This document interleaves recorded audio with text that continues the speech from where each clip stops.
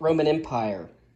From the time that Octavian comes to rule in 31 B.C.E., you have to remember that the kingdom was divided into the first triumvirate between Pompey, Caesar, and Crassus. Crassus dies, and then Caesar attacks Pompey.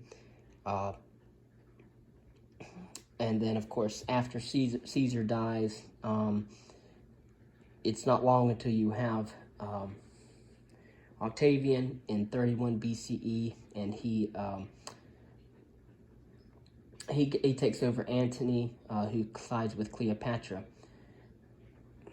And, of course, then Octavian rules, and at that time, that's the beginning of the Roman Empire. Concerning the Roman Empire at its height, with the victories of Octavian, peace finally settled on the Roman world. Although civil conflict still erupted occasionally, the new imperial state constructed by Octavian experienced remarkable stability for the next 200 years. The Romans imposed their peace on the largest empire established in antiquity. The age of Augustus, 31 BCE to 14 CE. In 27 BCE, Octavian proclaimed the restoration of the Republic. He understood that only traditional republican forms of government would satisfy the senatorial aristocracy. At the same time, however, Octavian was aware that the Republic could not be fully restored. Although he gave some power to the Senate, Octavian, in reality, became the first Roman emperor. The Senate awarded him the title of Augustus, the revered one, a fitting title in view of his power that had previously been reserved for gods. Augustus proved highly popular, but the chief source of his power was his continuing control of the army. The Senate also gave Augustus the title of Imperator, our word for emperor, or commander-in-chief. Augustus maintained a standing army of 28 legions, or about 150,000 men. A legion was simply a military unit of about 5,000 troops. Only Roman citizens could be legionaries, while subject peoples could serve as auxiliary forces, which numbered around 130,000 under the reign of Augustus. Augustus was also responsible for setting up a Praetorian Guard of roughly 9,000 men who had the important task of guarding the Imperator. While claiming to have restored the Republic, Octavian Augustus inaugurated a new system for governing the provinces. Under the Republic, the Senate had appointed the governors of the provinces. Now certain provinces were given to the Imperator, who assigned deputies known as legates to govern them. The Senate continued to name the governors of the remaining provinces, but the authority of Augustus enabled him to overrule the senatorial governors and establish a uniform imperial policy. Augustus also stabilized the frontiers of the Roman Empire. Indeed, he conquered the Central and Maritime Alps and then expanded Roman control of the Balkan Peninsula up to the Danube River. His attempt to conquer Germany failed, though, when 3 Roman legions led by a general named Varus were massacred in the year 9 CE by a coalition of German tribes. His defeats in Germany, again Varus, taught Augustus that Rome's power was not unlimited, and also devastated him. For months, he would beat his head on a door, shouting, "Varus, give me back my legions." And Augustus died in 14 CE, after dominating the Roman world for 45 years. He had created a new order while placating the old by restoring traditional values. By the time of his death, in 14 CE, his new order was so well established that few agitated for an alternative. Indeed, as the Roman historian Tacitus points out, practically no one had ever seen truly republican government. Political equality was a thing of the past. All eyes watched for imperial commands. And that is from Tacitus. There was no serious opposition to Augustus's choice of his stepson Tiberius as his successor. By his actions, Augustus established the Julio-Claudian dynasty. The next 4 successors of Augustus were related either to his own family or that of his wife, Leva. Several major tendencies emerged during the reigns of the Julio-Claudians from 14 CE to 68 CE. In general, more and more of the responsibilities that Augustus had given to the Senate tended to be taken over by the imperators, who also instituted an imperial bureaucracy staffed by talented freedmen to run the government on a daily basis. And so we see the first to be ruling after Augustus is his stepson Tiberius.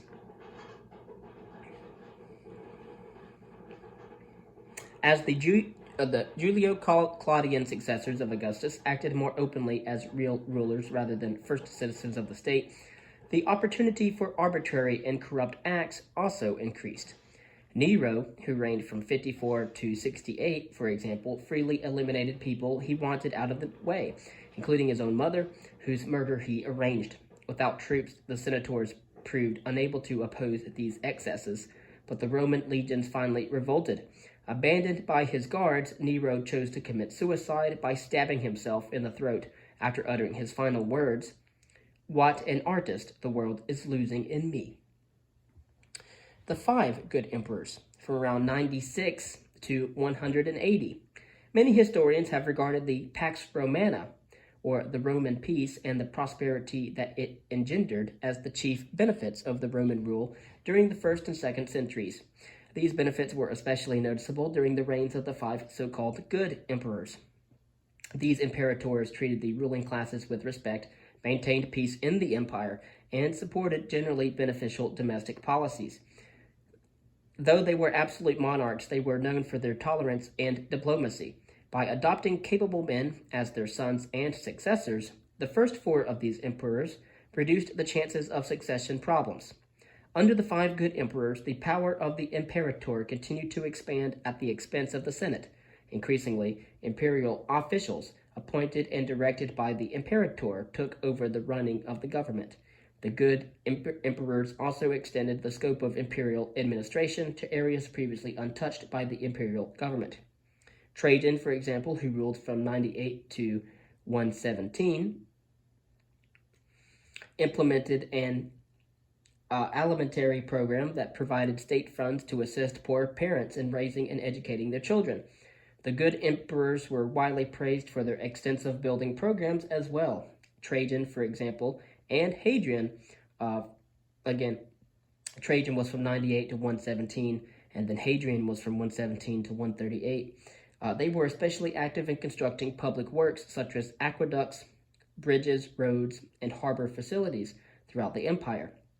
You might know and be familiar with Hadrian's Wall, which you can still see today. Concerning the frontiers in the provinces, although Trajan extended Roman rule into Dacia, or modern-day Romania, Mesopotamia, and the Sinai Peninsula, his successors reorganized and recognized that the empire was overextended and returned to Augustus's policy of defensive imperialism. Hadrian withdrew Roman forces from much of Mesopotamia, for example, although he retained Dacia and Arabia. He went on the defensive in his frontier policy by reinforcing the fortifications along a line connecting the Rhine River and Danube River, and building a defensive wall of 80 miles long across northern Britain in order to keep the Scots out of Roman Britain. By the end of the 2nd century, the Roman forces were established in permanent bases behind their frontiers. At its height in the 2nd century CE, the Roman Empire was one of the greatest states that the world had ever seen up to that point. It covered about 3.5 million square miles and had a population like that of Han China, estimated at more than 50 million in its population density. While the imperators and the imperial administration provided a degree of unity, considerable leeway was given to local customs. And the privileges of Roman citizenship were extended to many people throughout the empire.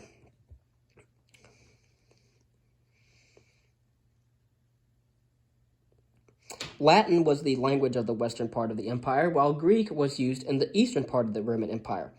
Roman culture spread to all parts of the empire and freely mixed with Greek culture, and that created what has been called Greco-Roman civilization. The administration and cultural life of the Roman Empire depended greatly on cities and towns. A provincial governor's staff was not large, so it was left to local city officials and governments to act as Roman agents in carrying out many government functions, especially those related to taxes. Most towns and cities were not large by modern standards. The largest was that of Rome, but there were other large cities as well in the east, such as Alexandria in Egypt, which numbered more than 300,000 inhabitants, In the West, however, cities were usually small, with only a few thousand inhabitants.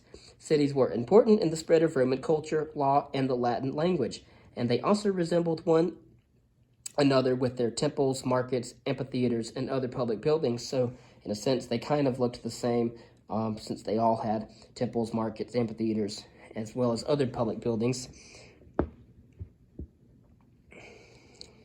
The early empire was a period of considerable prosperity. Internal peace resulted in unprecedented levels of trade. Merchants from all over the empire came to the chief Italian ports of Puteoli on the Bay of Naples and Ostia at the mouth of the Tiber River.